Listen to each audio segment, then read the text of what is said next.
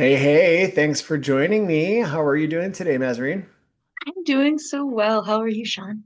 I'm doing really good. Thanks for joining me today. So we're doing a really exciting thing today. I never do this on my YouTube channel, but welcome everyone. Sean Kosofsky here, the nonprofit fixer. And today, instead of doing a tutorial or doing a short form tip or fundraising tip or nonprofit leadership tip, we're going to do an interview with a movement and sector and industry leader who I've known and worked with for years, who has come out with a book about her experience and advice for the field.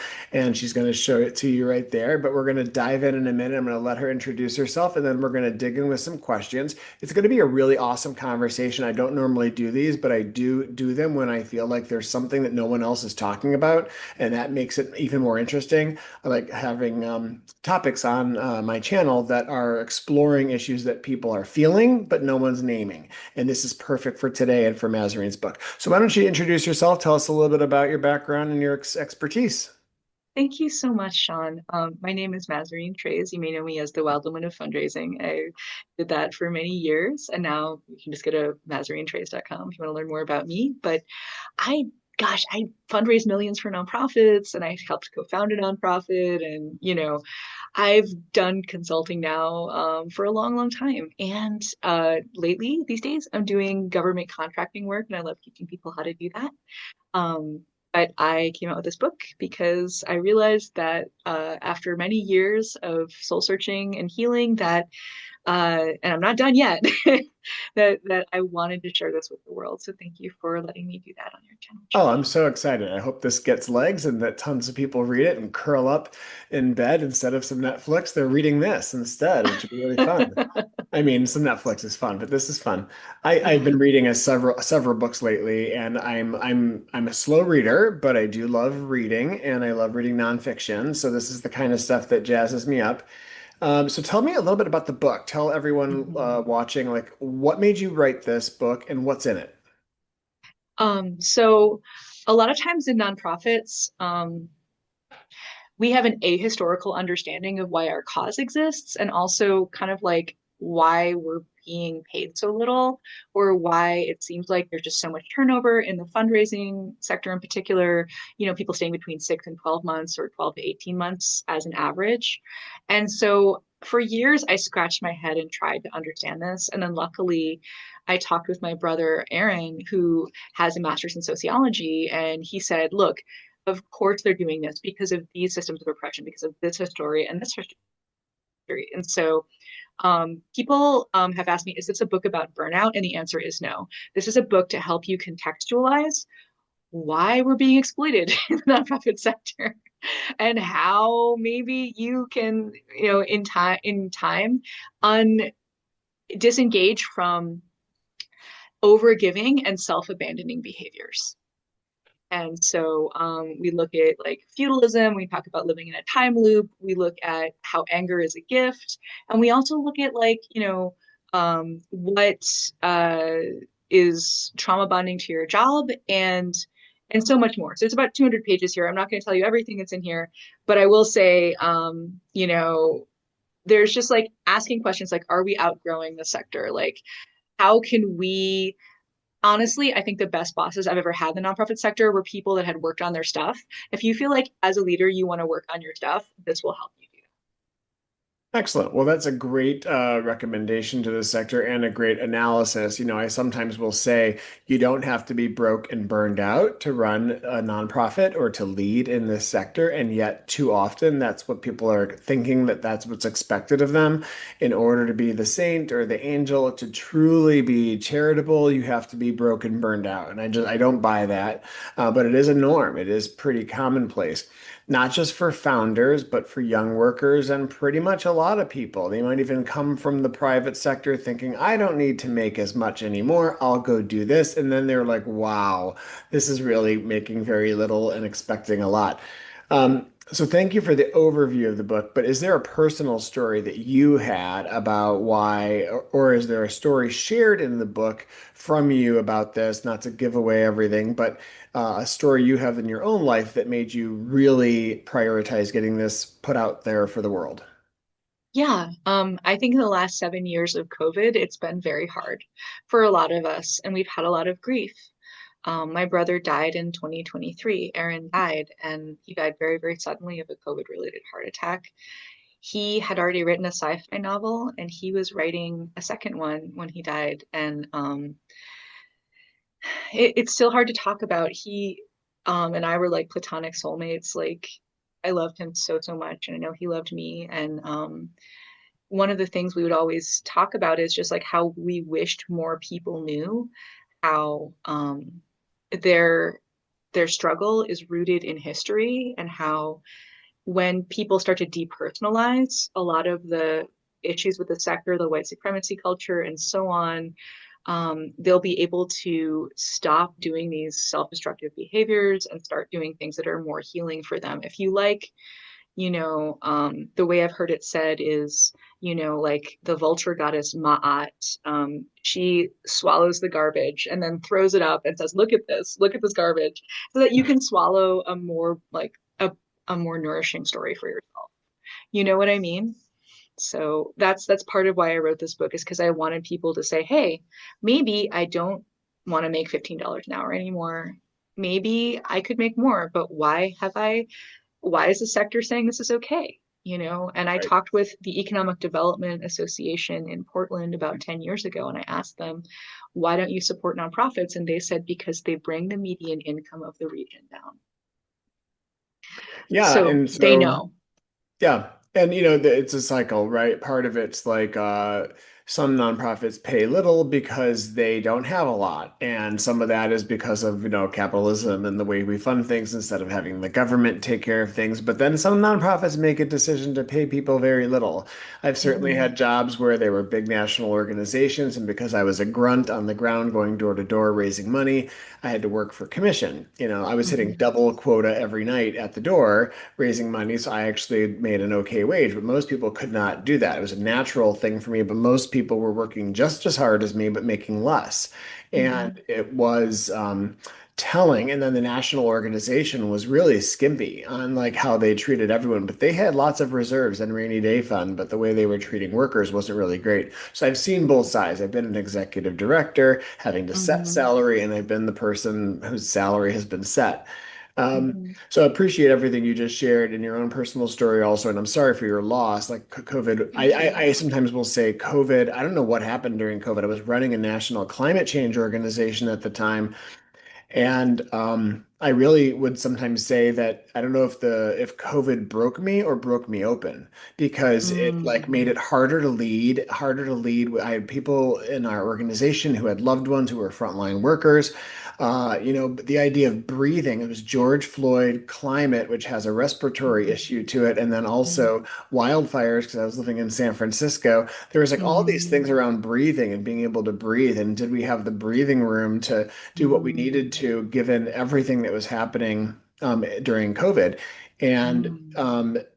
I became quicker to cry. I became more emotional. Like, I don't know if COVID like just kind of like made my will for leading a little harder, or if it just actually Mm-hmm. made me more sensitive. But it turned people around in some really, really weird ways. And even though we're quote unquote out of it from a public health standpoint, I think that we're not out of it from a mental health standpoint. And Mm-hmm. it certainly has impacted all of our organizations and our culture for sure.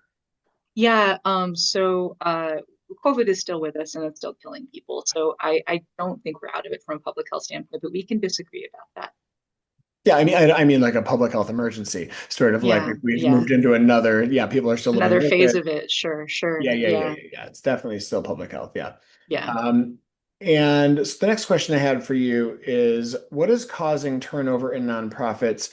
In your analysis, what is causing the turnover problem in nonprofits? And is anyone fully appreciating the cost to our organizations and to the sector of watching that happen? Honestly, I wonder why more executive directors don't look at the turnover that they're having. Based on my personal experience and with other people also just telling me, it seems like we're having amateurs managing professionals in terms of the board managing, right, the staff or at least the executive director, right? And so we're having a lot of things falling through the cracks, like looking at how much it costs to have this turnover and then people just not being held accountable. And so, if we look at the structure of our organizations, I'm not here to bash any bosses. I'm saying boards need more training. I'm saying that executive directors are asked to do 2 to 3 people's jobs in a single person. And I think you know that in your body, Sean. Like Hmm. it's so hard. It's so hard.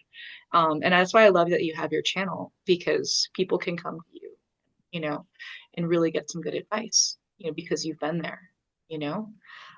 But it's, when people don't look at the cost of turnover, and this is kind of what Dan Pilates and Charitable was talking about, right? They're just dooming the organization to short-term thinking instead of long-term planning. Even if they say they want to do a strategic plan, even if they do it, if their people leave, then all that institutional knowledge lives with them. You know what I mean, right? Yep. It's just it's really hard to do. And so when I had my online conference several years ago, we talked about what are alternative power structures at nonprofits. Let's talk about power, right? So we talked about the co-op model. We had Shivanthi Daniel talk about that. I also have a YouTube video we can link with the panel. Another person from the Nonprofit Employees Union, and then another person named Sean Good, who was an executive director running a nonprofit in Seattle, where the board and the staff got together and said we want everyone to make 70,000 a year because we want people to be able to have houses here. And they were a coalition of organizations that did that. So there you go. That's Excellent. an idea. That's an idea for like how to fix this turnover thing is like different power structures.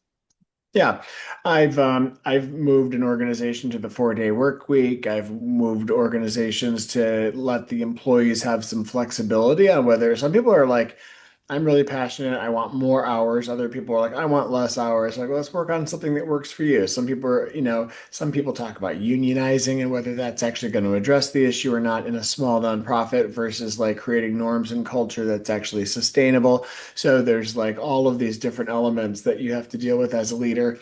I'm glad you mentioned the whole like wearing multiple hats, doing multiple jobs. I did an email once where I asked people which metaphor responds, which metaphor resonates with you the most. Is it building the plane as you're flying it? Is it thrown in the deep end with no one there to help you when you're an executive director? Or is it the spinning all the plates? There's all these metaphors that executive directors like totally resonate with. And the hands down winner was this idea of being thrown in the deep end.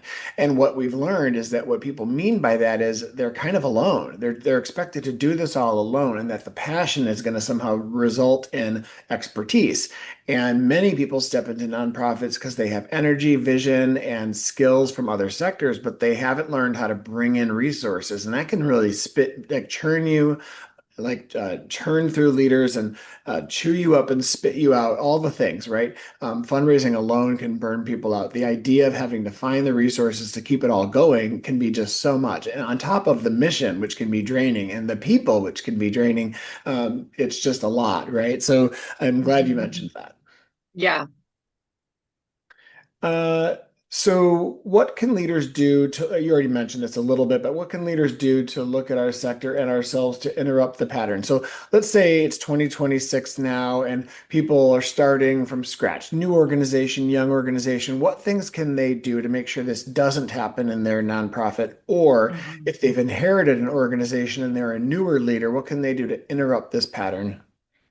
Well, look at donor-centered leadership by Penelope Burke because she gives you exact numbers of how much money you're losing every time a fundraiser leaves, for example. uh, it is striking. You're losing over 100% of that person's salary. So if you don't want to lose that money and maybe have more of a long-term thinking strategy, consider talking with and looking at the research that Ellen Bristol has done with the Bristol Strategy Group, if you've ever heard of her. And what she has found with the thousands of people that have taken her quiz about both fundraising effectiveness and fundraising longevity is the people that are doing it the best is unfortunately LDS. The first 2 years of fundraiser is there. They don't ask them to do any fundraising. They say just learn our culture, just enjoy, and no pressure, right? Most nonprofits don't have that luxury. But imagine if someday you could. Imagine right? Like, I think as leaders, we're often asking people to imagine a better world, right? Imagine that you could have a workplace that really worked more for people. And it sounds like, John, you really tried to do that when you were an executive director. And I'm really proud of you for just going to the 4-day work week. I think that it's so smart. People are more effective when they're not being tied to a random day. We decided years ago. It's the epitome of productivity, So I'm really like grateful that you said that. And I think that other things people can do is start looking at the 15 aspects of white supremacy culture at work in each staff meeting and start talking about how can we disconnect from urgency? How can we disconnect from individualism? How can we disconnect from only one right way? Or paternalism, and so on. And there's like 15 of them. I'm not going to list them all, but they are listed in here and also in my workbook. Or you can go to whitesupremacyculture.info, I believe, which has more. So we can put that in the show notes too, perhaps. But that's a way to start asking, why do we do things this way? And how could we potentially disconnect from how we think we have to do things? And just look at your own unconscious behaviors. Absolutely. Um, so talk to me a little bit about these concepts of scapegoating and trauma bonding. We talked a little bit about this offline, but people might be familiar with these terms as they deal with humans. Is it the same with organizations and bosses? Yeah, but it's not just bosses, right? It's other people in the organization too. Hmm. So there's a website called scapegoatrecovery.com by Rebecca Mandeville. She also has a great YouTube channel. I highly encourage you to check it out. If you were different in your family, if you were gay, if you were, just somebody who was the truth teller in the family or the highly sensitive person in the family. If you feel like you've been going to therapy because your family won't, you might emphasize with being a scapegoat, but she actually has a full 20-question quiz on her website. Like, were you a scapegoat? And then is it still affecting you? There's like two different quizzes. And so when I found out about her work a year and a half ago, I was like, oh my God, this is where my overgiving and self-abandoning comes from because I really just wanted to have love. But when we have that pattern in our childhood, it then starts to become maybe the reason that we choose the sector. It could be the reason that we become a leader in the sector because we feel like we have to just constantly be busy to earn love. And then it can kind of also bleed into our professional relationships where if someone's taking a break or going on vacation, we think that maybe they don't deserve that or they shouldn't do that because we're not doing that. You know what I mean? And so, and then we can start to recreate the patterns we had in our families unless we start to unlearn them. And that's why I wrote some pieces of that in my book. Um, it is scapegoating can happen at a level where in a 25-person agency that I was in, 23 people turned over in 2 years because one person at a time became the lightning rod for the organization. So basically, when you're scapegoated, the other person's shadow is being projected onto you. So they think, oh, I'm not happy. This person must be the problem. At first, it was the executive assistant, then it was the office manager, then it was the fundraiser, then it was the outreach manager, and so on until everybody had turned over. So it isn't personal if you've ever lost your job this way, but it is something that, in other countries, it's called workplace bullying and it's illegal to do. But we don't have that here. So that's scapegoating. Yeah. Trauma bonding. Do you want me to just go right into that? Or do you have like something you Yeah. want to say first? No, go for it. Okay, great. So trauma bonding is so in the beginning, let's just talk about it from a personal relationship standpoint. Somebody's going to have a honeymoon period with you, and then they're going to start trying to control your money and where you go. And, if you can, when you like can have lunch or use the bathroom or things like that. And then finally, they're just like in full on, get out of here or I don't leave me or whatever, right? Like they're like it's a abuse sort of cycle that happens. And if you are depending on your nonprofit job to give you your money and then you like let it take over more and more of your life, you might be trauma bonded to your job. Basically, I have a whole blog post about this that people can go look at, but it's also in the book too. That's a fascinating concept. I think when people start unpacking the relationships they have with their employer, specifically their nonprofit employer, it can be very illuminating. Yeah. One of the things I tell nonprofit leaders, because there's such a high level of burnout in our sector, is, funders really have this pressure for people to scale. And I have a friend of mine who's been in nonprofits for a long time. He's so smart. I heard him say once, evolution always benefits smaller creatures over larger creatures. You don't have to get big. You can stay small. What would it look like if we didn't have an expensive, central, bloated staffing core? What if we stayed small? What if we were just at 3 staff instead of 20 staff?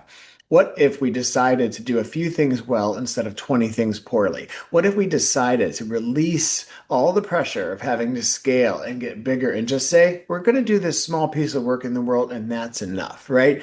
It actually, Yes. you watch this stress melt away from leaders when they're like, no one's ever told me that it's okay to stop, that I could get Mhm. to this size, and then everything new I bring in can be rainy day fund. Everything new I can bring in can be I can re-grant the money out. I don't have to keep hiring. I don't have to make it more complex. So this idea of like evolution always benefiting smaller creatures, you might last longer if you actually don't, if you just resist the temptation to have to scale. And I think that that's a wellness thing too. I just so glad you brought that up, Sean, because